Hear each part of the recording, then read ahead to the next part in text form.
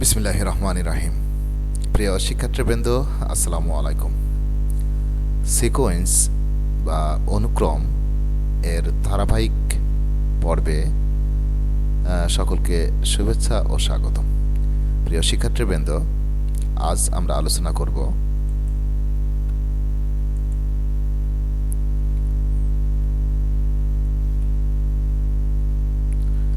অনুক্রম ধারা ও ধারার প্রকারভেদের দ্বিতীয় পর্ব। আর এই পর্বে অনুক্রমের প্রকারভেদ আর অনুক্রমের প্রকারভেদ নিয়ে আলোচনা করতে গিয়ে আমরা যে বিষয়গুলো আমরা জানব সেটা হলো ফাইনাইট, ইনফাইনাইট, অ্যারিথমেটিক, জিওমেট্রিক। এই বিষয়গুলো সম্পর্কে সংক্ষিপ্ত আকারে এই ধারণা নিব। তো অনুক্রমকে ভাঙলে আমরা কি কি পাচ্ছি? একটা ফাইনাইট পাচ্ছি, একটা ইনফাইনাইট পাচ্ছি। ফাইনাইটকে ভাঙলে আবার কি পাচ্ছি? Arithmetic, geometric. আর ইনফাইনাইটকে ভাঙলেও আমরা পাচ্ছি অ্যারিথমেটিক এবং জিওমেট্রিক।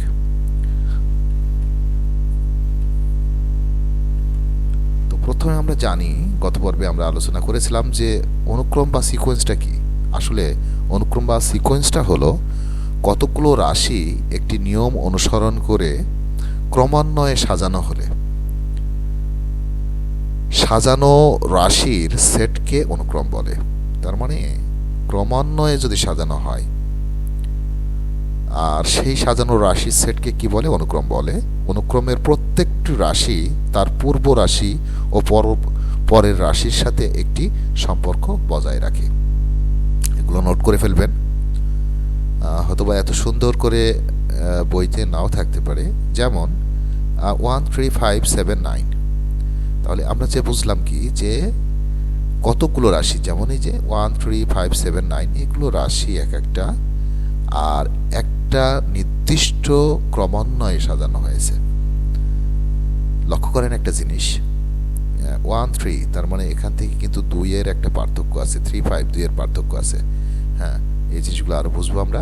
ঠিক অনুক্রমে ধারাবাহিকতার প্রথম, দ্বিতীয়, তৃতীয় সংখ্যা বা রাশিকে যথাক্রমে প্রথম, দ্বিতীয়, তৃতীয় পদ বলে। তার মানে এগুলো কি এক একটা রাশি। হ্যাঁ, রাশিগুলোকে আমরা কি বলবো? আলাদাভাবে পদ বলবো। এগুলো পদ বলবো, ঠিক আছে?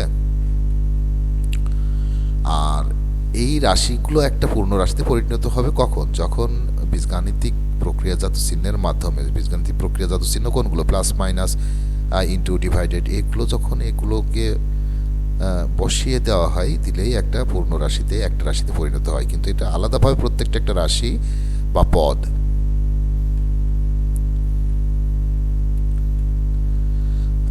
আচ্ছা, এখন সসীম ও অসীম অনুক্রম বলতে আমরা কি বুঝবো? খুব সহজ কথা, যে অনুক্রমের শেষ রাশিটি কত তা বলে দেওয়া যায় তাকে সসীম অনুক্রম বলা হয়। যেমন 2 4 6 8 50। তাহলে এখানে শেষ রাশি কত? 2 একটা প্রথম, 4 দ্বিতীয়, 6 তৃতীয়, 8 চতুর্থ, আর শেষ রাশিতে কত? 50। তাহলে এই যে বলে দিতে পারছি এই রাশির শেষ পদ কত? 50। তাহলে এটাই একটা সসীম অনুক্রম। অনুক্রমটি শেষ রাশি কত জানতে চাওয়া হলে আমরা নিশ্চিত বলে দিতে পারবো শেষ রাশিটা 50। সুতরাং এই অনুক্রমটি হলো একটা সসীম অনুক্রম। আর যে অনুক্রমের শেষ রাশিটি বলে দেওয়া সম্ভব নয় তাকে অসীম অনুক্রম বলা হয়। যেমন 2 4 8 6 8 10 ডট ডট। এরপরে এই যে আমরা শেষটা বলতে পারছি না, অনুক্রমটি শেষ রাশিটি কত জানতে চাওয়া হলে আমরা তা বলতে পারবো না।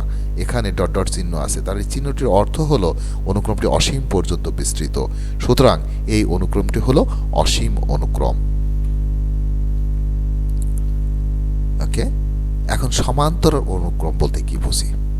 একই কথা, যে অনুক্রম পাশাপাশি দুইটি রাশির পার্থক্য সর্বদা সমান থাকে, হ্যাঁ, তাকে সমান্তর অনুক্রম বলে। সমান্তর অনুক্রমের পাশাপাশি দুইটি রাশির পার্থক্যকে সাধারণ অন্তর বলা হয়। এই অনুক্রমের যে কোনো রাশি থেকে তার পূর্বের রাশি বিয়োগ করে এই সাধারণ অন্তর নির্ণয় করা হয়। যেমন উদাহরণস্বরূপ 2 4 6 8 ডট ডট 28। এখানে কিন্তু এই 4 থেকে 2 বিয়োগ করলে কত থাকছে? 2 থাকছে। 6 থেকে 4 বিয়োগ করলে 2 থাকছে, তার মানে কি একটা নির্দিষ্ট সাধারণ অন্তর আছে। আচ্ছা, আর তাহলে দেখি দ্বিতীয় পদ থেকে প্রথম পদ যদি আমরা প্রথম রাশি বিয়োগ করি তাহলে কত 2, তৃতীয় থেকে দ্বিতীয় রাশি বিয়োগ করলে কত 2। এভাবেই যে কোনো রাশি থেকে তার পূর্বের রাশি বিয়োগ করে সর্বদা সমান বিয়োগফল পাওয়া যায়, তাকে সমান্তরাল অনুক্রম বলে। এই বিয়োগফলটি হলো প্রদত্ত অনুক্রমে সাধারণ অন্তর।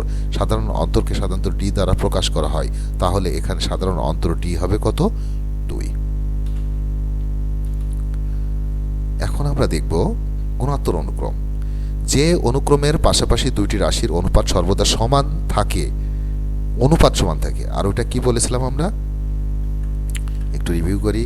হ্যাঁ, দুইটি রাশির পার্থক্য সর্বদা সমান থাকে, দুইটি রাশির পার্থক্য সমান থাকে। আর এখানে কি বলছি, এখানে বলছি দুইটি রাশির অনুপাত সর্বদা সমান থাকে। মনে রাখবেন, গুণাত্মক ধারায় হলো অনুপাত সর্বদা সমান থাকবে, আর সামান্তর ধারায় পার্থক্য সমান থাকবে, তাকে গুণোত্তর অনুপাত বলা হয়। গুণোত্তর অনুক্রমের যে কোনো রাশির তার পূর্বের রাশি দিয়ে ভাগ করে যে ভাগফল পাওয়া যায় তা হলো অনুক্রমটি সাধারণ অনুপাত, আর ওটা বিয়োগ করে যে বিয়োগফল পাওয়া যায় সেটা সাধারণ অন্তর, আর এটা ভাগ করে যে ভাগফল পাওয়া যায় সেটা সাধারণ অনুপাত। সাধারণ অনুপাতকে সাধারণত আর দ্বারা সূচায়িত করা হয় অথবা কিউ দ্বারা প্রকাশ করা হয়। উদাহরণস্বরূপ 2, 4, 8, 16, 32, 1024। তাহলে এখান থেকে এটা যদি আমরা ভাগ করি, ভাগফল কত 2 পাবো, এই থেকে এটা 2 পাবো। তার মানে সাধারণ অনুপাত এখানে কত 2 হবে। এখানে গুণাত্মক অনুপাতের যে কোনো রাশিকে তার পূর্বের রাশি দ্বারা ভাগ করলে ভাগফল সর্বদা সমান পাওয়া যায়। এখানে সাধারণ অনুপাত হলো আর সমান 2। আশা করি বুঝছেন। আচ্ছা, প্রিয় শিক্ষার্থীবৃন্দ, আগামী ক্লাসে আমরা সমান্তর অনুক্রমে সাধারণ পদ বা এনতম পদ এবং গুণোত্তর অনুক্রমে সাধারণ পদ বা এনতম পদ নির্ণয় শিখব।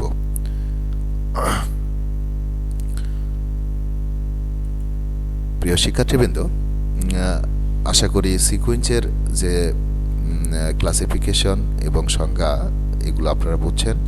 এগুলো খাতায় লিখে ফেলবেন, ক্লাসটা দেখবেন, দেখে খাতায় লিখবেন, লিখে মুখস্থ করবেন। একটু কষ্ট করে হলো একটু মুখস্থ করবেন, আর যদি বুঝতে পারেন তো ভালো, বুঝতে পারলে তো সমস্যা নাই। হ্যাঁ, তো আজকের ক্লাস এ পর্যন্তই। সকলে ভালো থাকবেন, সুস্থ থাকবেন, নিরাপদে থাকবেন। আল্লাহ হাফেজ।